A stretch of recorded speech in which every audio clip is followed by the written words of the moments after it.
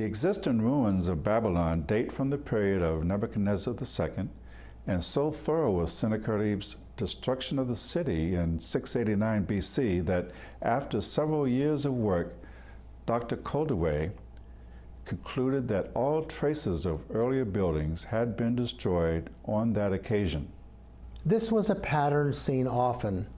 The following inscription was repeated to the point of monotony in the annals of Assyrian kings when an enemy city was captured. I despoiled it, burned it down with fire, and converted it into a heap of ruins and deserts. King Nebuchadnezzar continued the reconstruction begun by his father during a period of recovery after the Assyrian conquest, and the inscriptions match up with what Porter would have expected. Whether Beers Nimrud, an enormous tower regarded by many of the native Arabs as the Tower of Babel, or the mound at Babel stands where the ignominious tower itself once stood, or whether these are simply towers of curiosity in a land replete with weathering mounds of brick, has long been a subject of dispute. Excursions by successive travelers in the early 1800s provided only meager additional news. Fraser and Loftus traversed almost the entire length of the alluvial plain and reported what was received back home as startling news.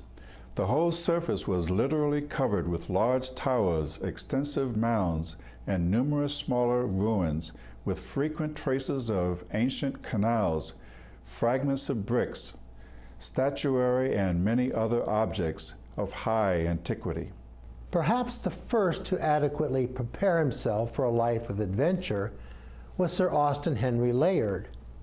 He mastered Arabic letters, studied Persian, learned how to use a sextant, and even did a cursory study of medicine to include Oriental diseases.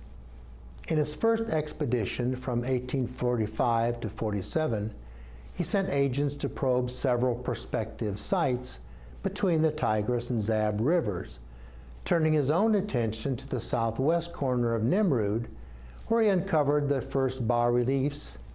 Near the west edge, he found a crouching lion, the torso of a pair of giant winged bulls, winged lions, and in the center of the mound, a 9-foot-tall human figurine. In addition to inscriptions and sculptures, vast edifices were found in the interior of the mound of Nimrud. Layard returned to Babylon in 1850 and explored the region, beginning operations at Babel. He exposed massive piers and buttresses of brickwork, frequently bearing the name of Nebuchadnezzar.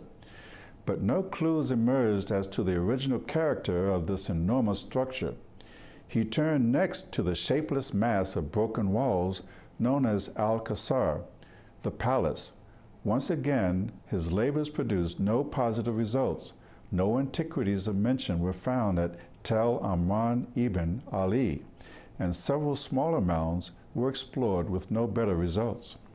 Disappointed, Layard discontinued digging in the ruins of the famous but erstwhile elusive metropolis of Babylon and set off for Nippur, biblical Calneh, where a 95-foot dilapidated tower stood guard over the plain beneath.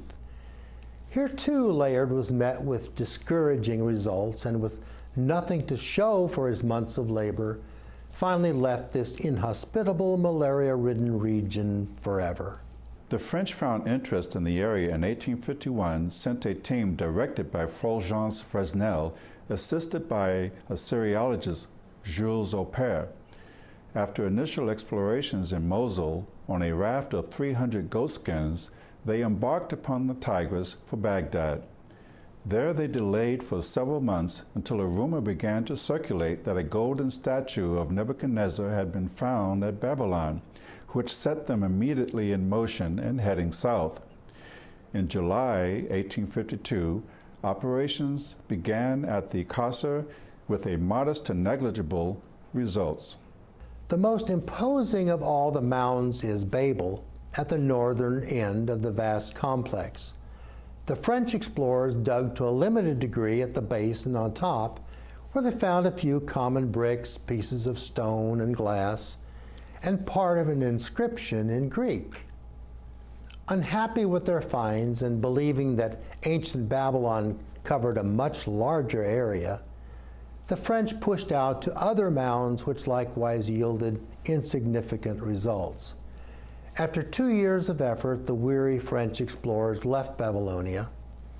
The antiquities recovered, which included a marble vase of Naram-Sin, were placed aboard a French boat that sank in the muddy waters of the Tigris. J.E. Taylor began exploration of Mukayar at Ur toward the beginning of 1854. Standing at a height of 75 feet, it is a Sumerian-style two-storied structure in the shape of a rectangle. After ascending the stage tower, perforated with many air holes, the team drove a tunnel into the center of the mound. Taylor became convinced the entire building was constructed of sun-dried bricks in the center with a coating of massive burnt bricks with layer of reeds between them, encased by a 10-foot thick wall of kiln-burnt inscribed bricks.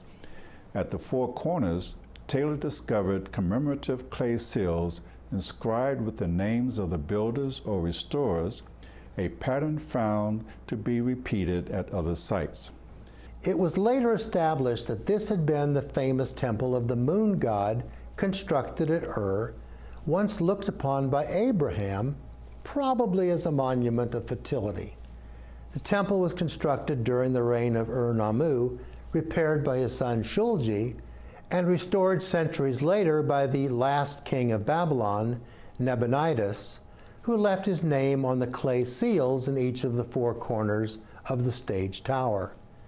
The inscriptions also closed with a prayer for the safety of the king's son, Belshazzar, named in Daniel 5:1-30, appointed as co-regent, who was later defeated by Persian ruler Cyrus, 580-529 BC, and subsequently murdered soon after Babylon was conquered once again. Genesis 11:8, so the Lord scattered them abroad from thence upon the face of all the earth, and they left off to build the city. The traditional interpretation of the dispersion at Babel has been that the total population of the world was confined to the land of Shinar in the post-flood era. They were all Noah's progeny, all spoke a common language, and they became engrossed in building the tower at Babel. The Lord confounded them, and off they went in different directions, muttering Aztec, Mandarin, Swahili, and the like. They crossed oceans and reached far distant continents, making changes in skin color and developed morphological changes as they went along. This interpretation has persisted in spite of both biblical and extra-biblical evidence available all along that nullifies this erroneous interpretation. In the following episode, we will put historical pieces together to get a picture of 3,000 years of biblical history from Genesis 2 through 11. Thank you for being our guest.